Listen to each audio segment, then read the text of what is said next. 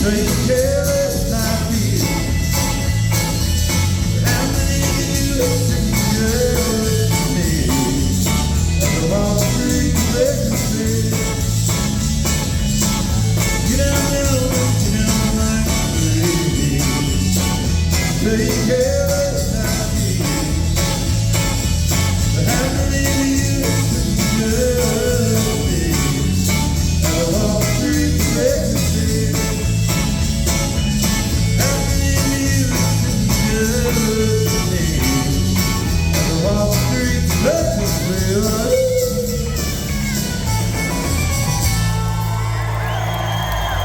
Thank you very much for coming to see us. It is a pleasure.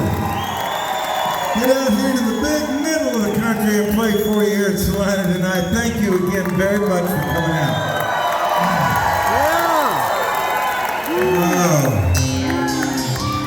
I'll do a couple more from Bakersfield, the other side of Bakersfield from where Buck brought me that song back in 1988. We'd met in 87.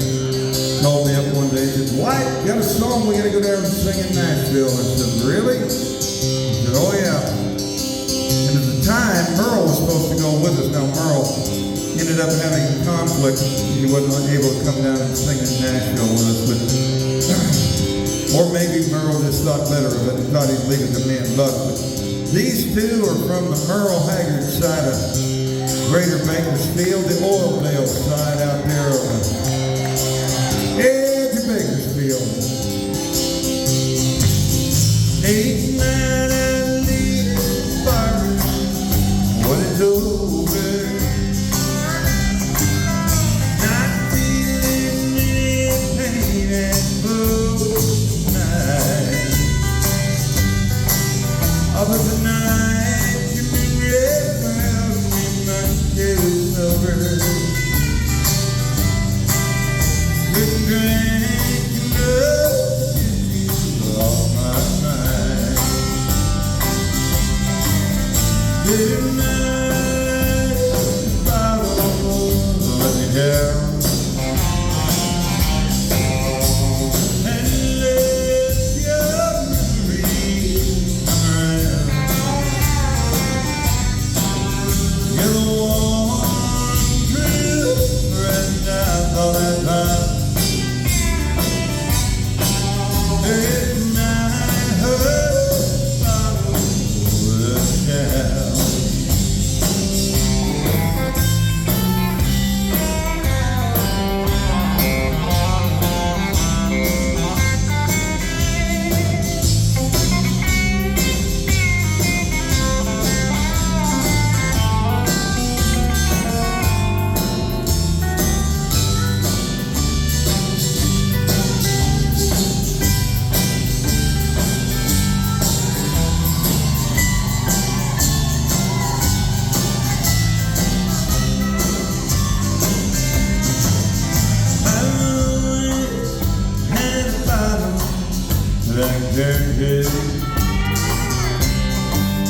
And lately I've been turning every day. Although the wine don't take effect the way it used to. And turning it all Milky Way.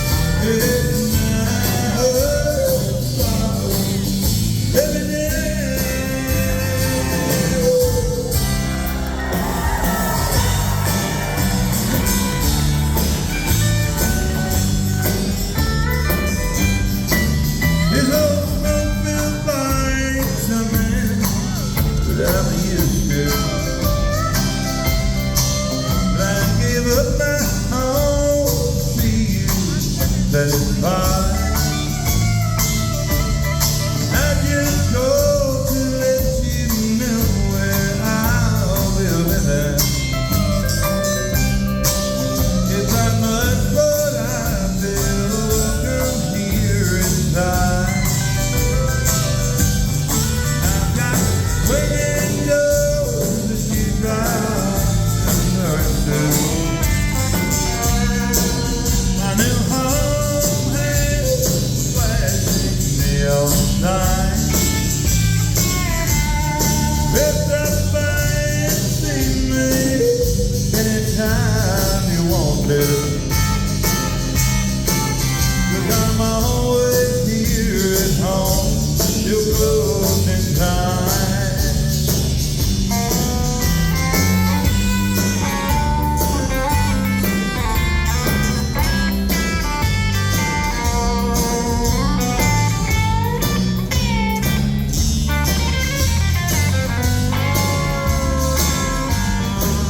I've got everything I need to drive me crazy.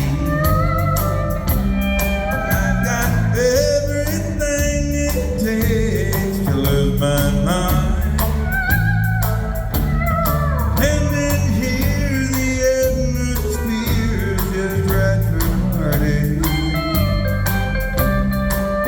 Oh, thanks to you, I'm always here to closing time. I've got windows that you drive and parts too.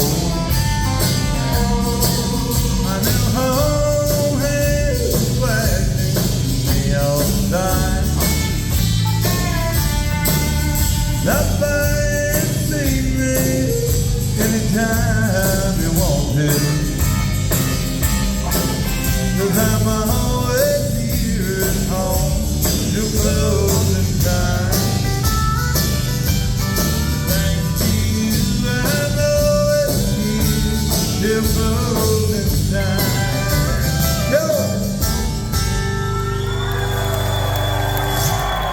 Thank you. Yeah, a couple from the Merle side of Bakersfield, from the coast of Bakersfield, out here to the coast of Salina. No big body of water around, but we'll still call it that. The coast of the big middle out here. You get out to this part of Kansas, you're in serious Kansas out here.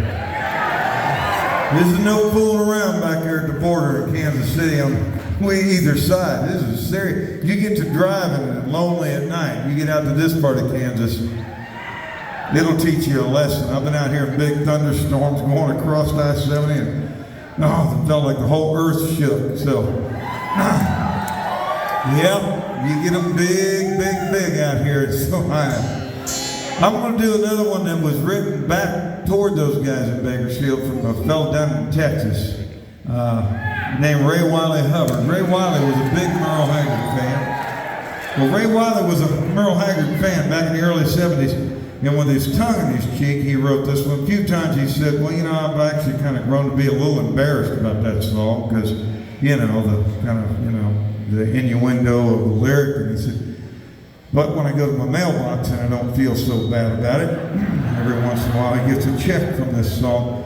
But this is one that with his tongue in his cheek he wrote, sent back out toward the guys in Bakersfield, Merle, and the boys out there in the Bakersfield beat. He was born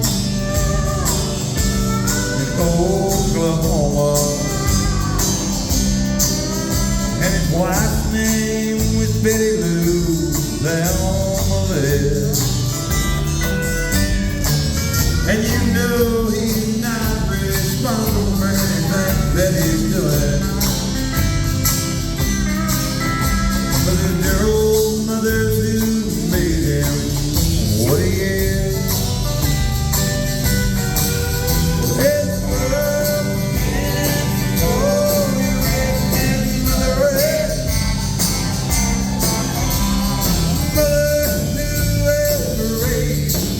So well. Well, he's done it for a stranger in the home. Kicking his asses and raising hell. sure does like to drink his tall staff beer late at night. He likes to chase that down with a shot of wild turkey and liquor.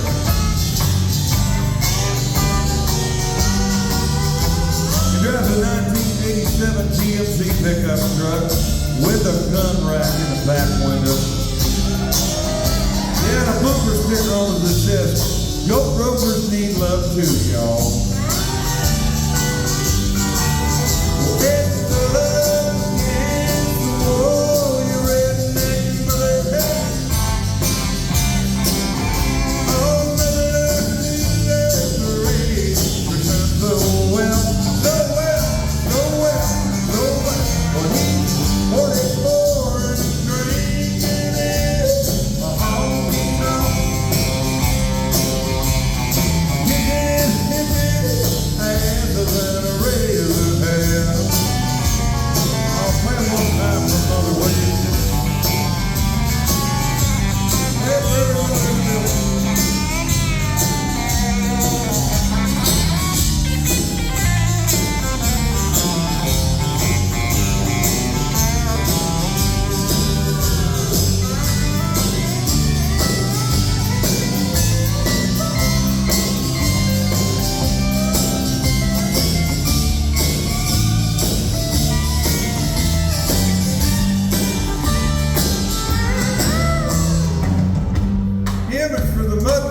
She gets to put on that pickup truck. And it's for the oil that she told him his daddy used to wear in her. T is for T-Bird, whether he's driving one or drinking one. H is for Haggard. E is for egg, yes, thank you. And then R is for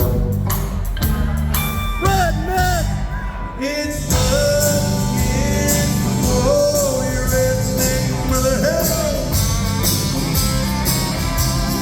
Mother, you let the race return so well, so well, so well, so well. 54, still drinking in a honky tonk. Hippie, asses and a razor hair. Muskogee, Oklahoma, USA.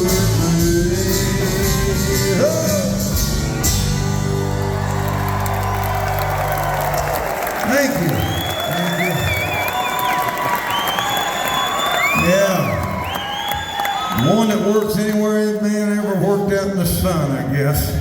That Gray Wiley Hubbard wrote sent back to it. You know, I was doing Merle stuff. You know, it's been a few years now since Merle passed, but we were about the year and a half after Merle passed. We were doing a string of shows with Willie, and Willie heard me doing the Merle stuff, and he was excited about the album. He had done a tribute to his dear friend Merle, and so he asked me to come out to the bus after he was going to play some of it for me. And on the way out to the bus, I was thinking I was going to tease Willie. I'm going to ask you if you did this one, Merle's. So I got out there and got on the bus, and I said, "Now, Willie, let me..." Willie? Hey! I said, "Hey, Willie, where are you?" Can't see you, Willie. This is before he vaped. Now, seriously, it's a whole new bus now that he vapes. You walk on, and it's like, wow, this is really pretty woodwork here, Willie. Big kitchen too you got. I've never seen any of this bus. Been on here many times. That's Willie. Where are you? I'm only barely exaggerating. You be on Willie's bus for about 15 minutes, you'll come off with a contact high. It'll last about a year. It's like, God bless him. It's like Keith Richards. Who would have figured Willie would be the one who lives to 90 and still out there doing the road with everybody. So I got hold of his beard. I said, "No, Willie, let me ask you something." I said, "Did you do this song, Merle's?" just playing out the whole moment fully. He said, "Oh yeah, I did." That's my best Willie. That one sentence. Oh yeah, I did. Sounds like Willie, approximates with, "Oh yeah, I did." And I played so much Willie when I used to do this one. Not the second or third time I do it. Because this one takes an hour and a half to do. It's like the Redheaded Stranger from Blue Rock, Montana, rode into town today. Beneath his legs as the raging black stallion, and walking behind was the Redheaded Stranger, and eyes like thunder, and lips that were sad and tight. I'm telling you, it's like an hour-long song. It's a novel. It's one of the great songs ever written in country music. It changed. I'll tell you, it came out, I think that album hit Redheaded Stranger in 1975, because I was in college, and it really shape-shifted everything for country music. It preceded by just ahead of it, the Outlaws album that came out with Waylon and Jesse and Willie, of course, and Tom Paul Glaser. And so all that was going on. I took all that stuff with me out to California. I got fired a lot for playing that. And I'd play stuff like, even though my best impersonation is, "Oh yeah, I did," I'd do.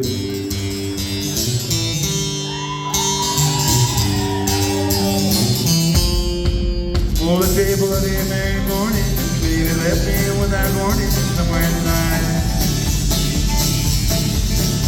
I'm on playing you, forgetting you in the nature of my life. As we taxi down the runway, the smoke and the haze remind me how I feel. You see, country boy is learning that the pitfalls of the city are extremely real. Overnight life, every party is temptation, and they seek the order of the day. The table of the merry morning, 'cause I'm leaving baby somewhere in L.A. It's a bloody merry morning, baby left me without warning somewhere in the night. I'm on the plane to Houston, forgetting her is the nature of my life.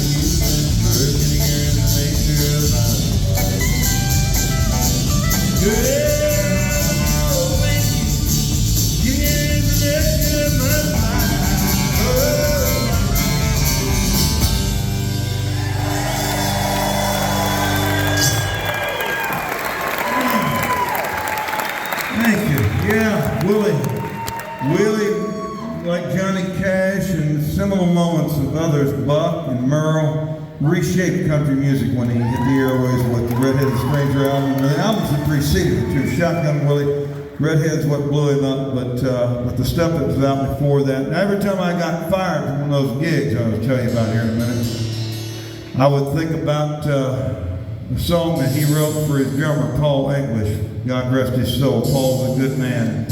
Was with Willie to the very end of Paul's life. And Paul and Willie started out before Willie really even had much of a singing career. He was a songwriter, a big songwriter in Nashville. And he wrote this one. As I'd get fired from someplace on my way out the door, over my shoulder, I'd holler this out. It's been rough and rocky traveling, but I finally set my feet back on the ground.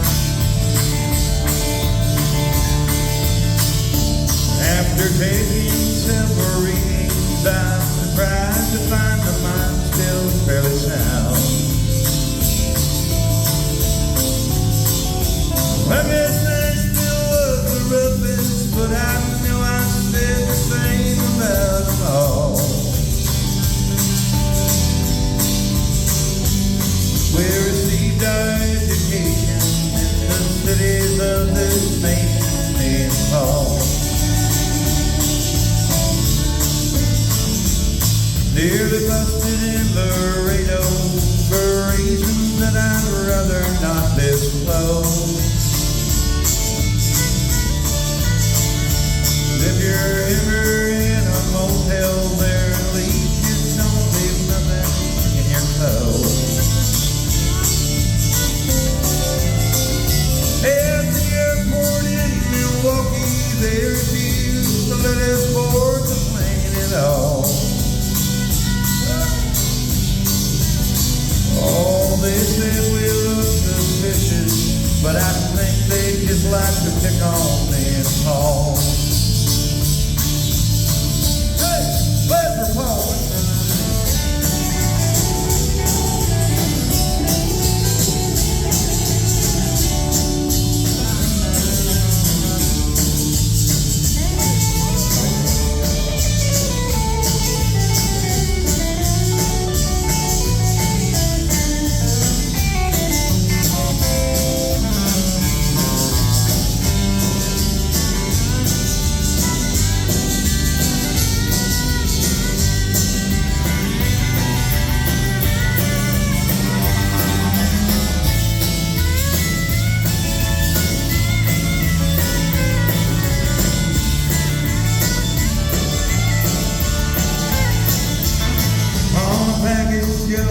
Buffalo, with us, Kitty Wells, and Charlie Fry.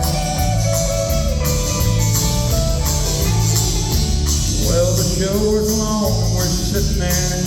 We come to play, not just for the ride.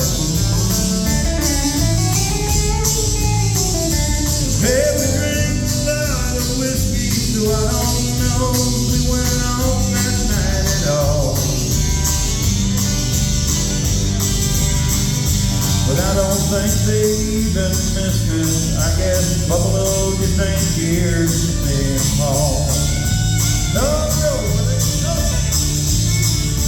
it's been rough and rocky traveling, but I finally got my feet back on the ground. After taking several readings, I'm surprised to find my mind still very sound. I guess Nashville was the roughest, but I know I said the same about them all. Oh, we received our education in the cities of this nation and Paul. Well, they said we look suspicious, but I think they just like to pick on me and Paul.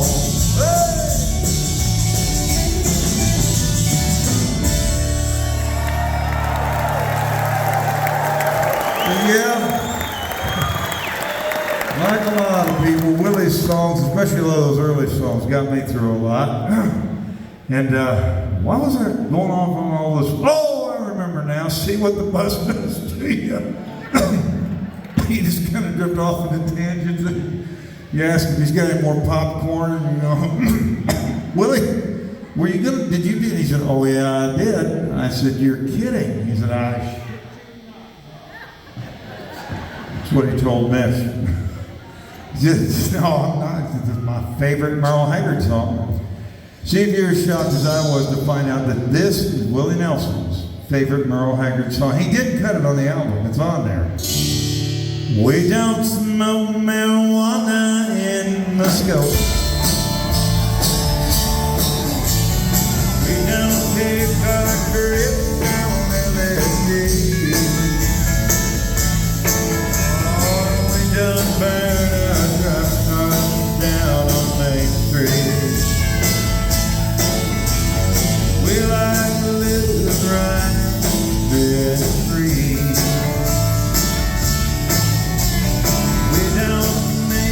A party out of loving.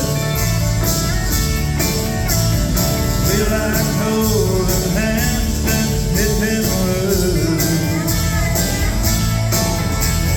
We don't wear getting long and shaggy like the hippies out of San Francisco do.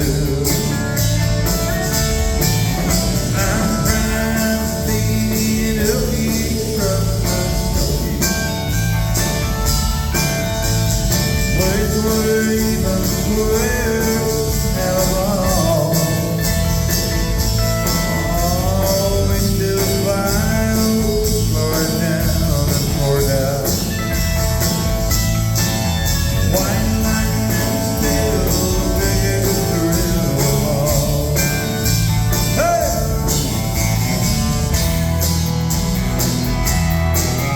Well, the best time still in style. But we're big men around the sandals won't be named. Our football is still the roughest thing on campus. And the kids there still respect college names.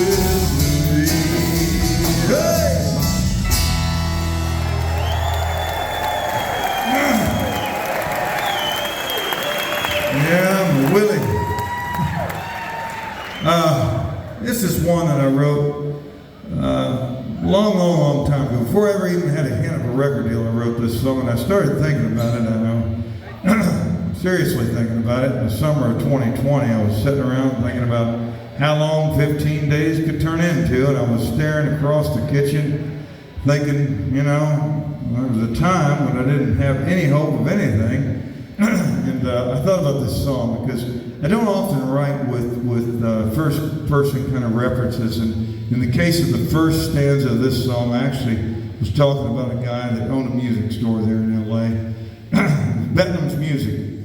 But I used to go in there and look at guitars that I couldn't afford to buy before I, like I said, had any hope of making a living with music, and much less making money with music. And I finally started having some gigs pop up that I was able to do, and put a band together, and was starting to play around the San Fernando Valley. And then things took off toward the end of the Urban Cowboy period, and it seemed like every fern bar in LA from Beverly Hills to Malibu turned into a country joint overnight. And so I got hired a lot at those places, like I said earlier.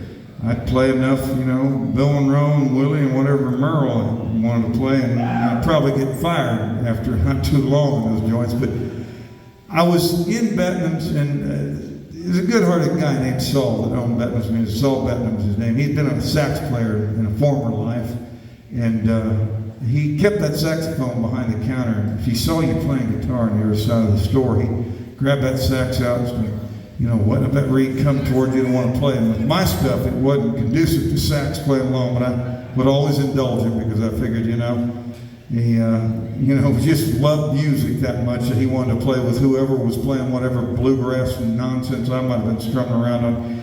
And he saw me in there buying a PA system one day. He saw me over there writing a check at the counter. And he came over and watched me, you know, pay the cashier. And he motioned to me. And he said, you know, you've been here quite a bit over the last few months. He said, I've played sax with you a couple times. I said, yeah. He said, that's probably a lot of money for you to spend, isn't it? I said, yeah. And he said, probably more money than you have to spend. I said, well, check's covered, but yeah. He said, here's the deal. He said, I have with musicians. He said, if you get in a hard way, he said, you just bring that PA system back to me. He said, I'll buy it back from you and not charge you any kind of stocking fee or anything. And he said, and I'll hold on to you for maybe 60 or 90 days for you, because unless you buy it back from me. He said, I just have a feeling certain guys come in and out and some guitars and things that they're gonna be doing it. And he said, I just have a feeling that, you know, you'll probably need that PA again if you come back. And he was right a couple times. I took it back to him. And he held on to it. He was a man of his word and went and got it back. And I still have those cabinets somewhere in storage, although I don't think during 2020, we didn't have to sell anything that I had to sell back then. Okay, just checking while I'm making kind of smart aleck remarks and telling funny stories. I better check in on the truth and see if anything caught up to us. So I'm sitting there in the kitchen thinking about Saul and that first line of this song, like I said, because I don't usually, most of my songs are not first person and they're not journals of my life. They're things that I've observed, things that emotionally I might have felt, but not so literal as to use that guy's name at the opening of the song. And then I looked across the kitchen, that pretty wife of mine, holding that beautiful baby on her lap, and I thought, wow, well, this song is more of a premonition all those years ago than I ever could have imagined. And it goes like this.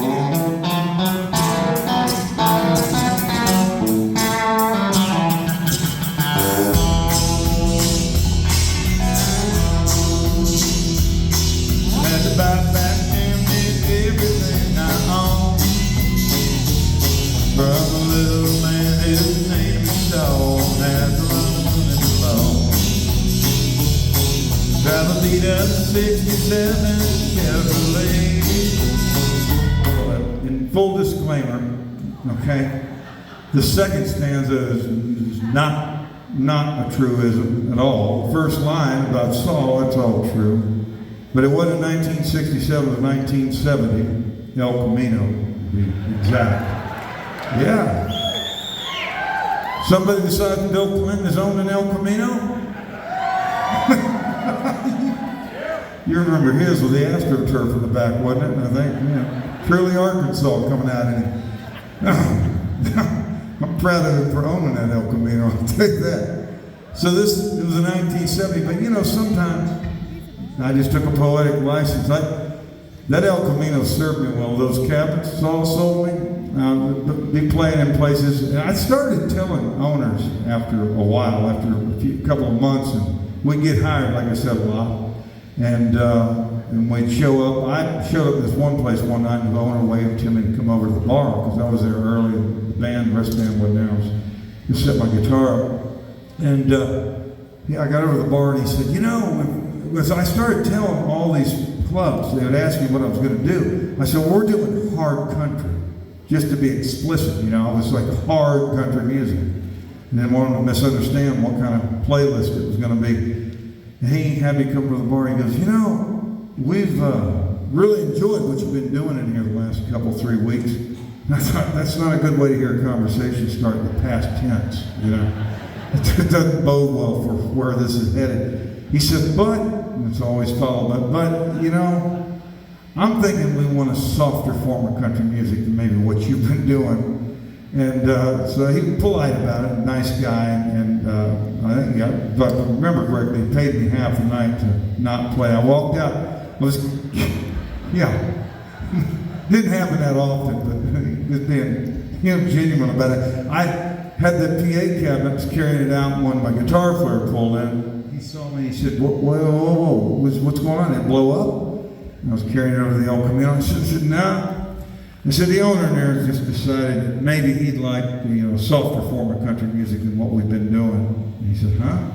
I said, well, I told him to do hard country music. Softer, what do you mean? I said, soft as in like, we don't play it all tonight. That soft is how you like it. So that's how my life was going when all this was going on, and it wasn't a 67, to my point. And you take poetic license. How many of you watched the Beatles documentary, Get Back? It's a great documentary. It's on streaming TV, whatever you get. I highly recommend it if you like music, whether you think you like the Beatles or didn't like the Beatles or love the Beatles. The first hour and a half is a little scary because you think you're going to live it with them. The first real time, it feels like you're sitting there with the Beatles. And you get into watching it, and after a while you realize how much they loved music, how much they loved each other, and how much they loved music. And John says to George at one point, because George was struggling to write a lyric to the song Something, and which became a huge, huge hit for him. And he was struggling with the song. He said, George, just sing Cauliflower till it comes to you. So this is it's not an exact metaphor for that, but it's maybe one of my cauliflower moments, because 67 just sang better than 1970. Drive a beat up 67 Chevrolet with a torn up seat for a brand new my back. See, now I've got myself all wound up, and it's not telling the Willie story that I don't have like a memory contact high from that doing this to me. But since I've taken such a long-winded kind of explanation to get into the song, I figure I'll tell you that the next line actually is accurate when you think about it, because if you've ever owned vinyl seat cars, after a while they all dry, crack, and a spring or two will break out of them. I had one right over my left kit, and so the next stanza is just going from true to sort of not true, and then back to honest on this line, with the torn up seats, so I won't stop anymore after this, I promise. No, I swear I won't. With the torn up seats, so brand new, holding my back in every day. I got a letter from the folks over Bell. Just to let me know for my next phone call, I can walk outside and yell. Hey, I know my last name's a mess, not anything to make a poet. I know. And I swore about it too, that's wrong. I shouldn't have promised like that. But, like I said, because this long-winded explanation into this song after talking about Willie's bus and how high it makes you and everything else, and can you believe people used to complain that I didn't talk enough? I'm not kidding you. As Willie said, Mitch, they used to say that. Some of y'all think about the first time you saw me at the fair here or there and thought maybe I just didn't talk enough. But in any event, I had to stop here because that premonition I was talking about having in the kitchen in the summer of 2020, stared across the kitchen at that pretty wife holding that beautiful baby on her lap. Well, that's what this chorus is all about, the premonition. 'Cause I've got you, see me through. Yeah, I've got you. Oh, keep my blue. I've got you, ease my pain. Oh, I've got you, girl, keep me sane. So do what they want to do. It don't matter long. I've got you.